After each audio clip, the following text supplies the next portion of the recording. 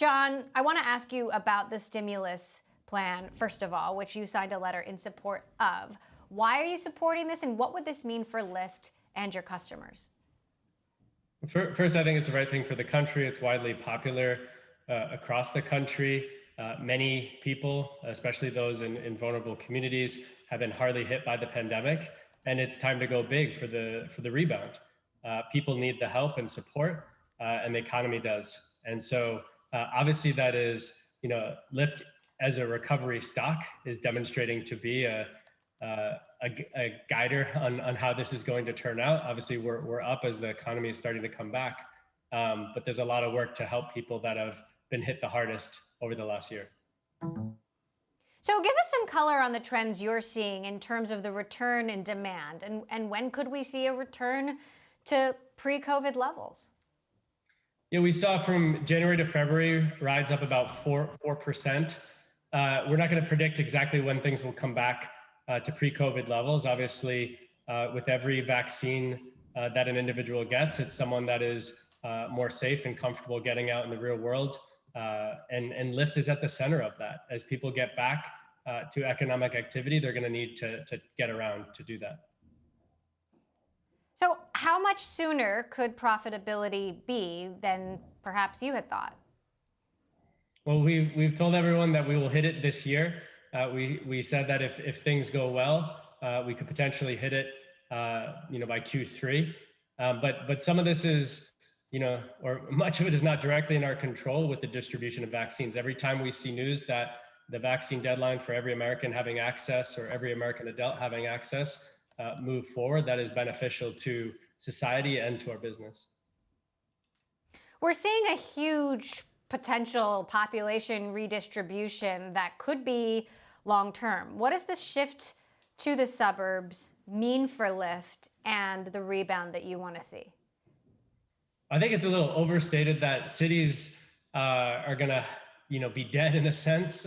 We think cities are going to continue to be extremely popular, and there's all different types of cities. I think kind of more second, medium-sized cities are going to have a really large resurgence. And I think the big cities will be healthy. They offer a lot. I've lived in New York, I've lived in San Francisco. These are phenomenal cities with a lot to offer. But as things get rebalanced, everyone across the country needs transportation. And if traffic is horrible in the largest cities and some of that gets rebalanced to smaller cities, that's actually good for society and the business, because traffic and the mismatching of supply and demand doesn't help our business either. Now, as much as you're hoping the administration will get this stimulus plan passed, Joe Biden's administration also scrutinizing big tech, and Press Secretary Jen Psaki sort of doubled down on that objective today. Take a listen to what she had to say. The president has been clear on the campaign, probably more recently, that he stands up to the abuse of power, and that includes the abuse of power from big technology companies and their executives. Curious what your reaction to that is, John, and if you consider Lyft to be part of big tech or one of the little guys that's trying to disrupt big tech. I think the statement is very fair. I think whether it's in business, whether it's in any organization across the country, power is in the hands of people that need to be accountable. And so I'm 100% fine with that comment. In our industry, we've seen competitors get out of hand with certain power. And so we hold ourselves accountable. And so as we get larger and we grow our business, more responsibility on our shoulders. I have no problem with that. What kinds of things could the Biden administration do that would really make a difference for you, whether it's has to do with autonomous cars or electric cars? Yeah, I don't think it's about stopping progress or, holding companies accountable. Is understanding all the implications of companies operating and how they're operating. In our case, what I'm excited to work with the administration and local governments on is how that we can provide a growing safety net of benefits that are portable, that drivers can take from job to job. The way people work today is different than they worked decades ago. when labor laws were written. So it's an opportunity to work together. I've tried and I've talked about before.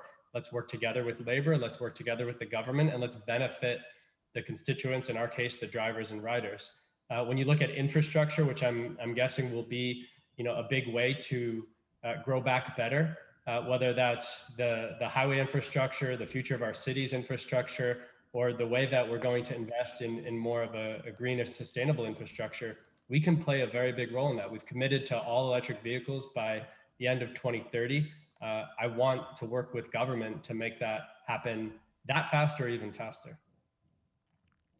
Now, on the subject of electric cars, you do have a green mode, and I know you're working towards getting to 100% electric cars on the network. People can use green mode to actually summon or request an electric car.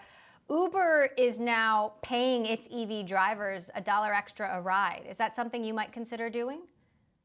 Yeah, we've looked at that. I think there's something you can do even bigger about distributing from gas vehicles at no cost to driver, but making gas vehicles more expensive than electric vehicles. There's a lot you can do to incentivize it. I think the number one thing that needs to happen first is there needs to continue to be lower cost EV models that come out, which is going to be true over the next couple of years.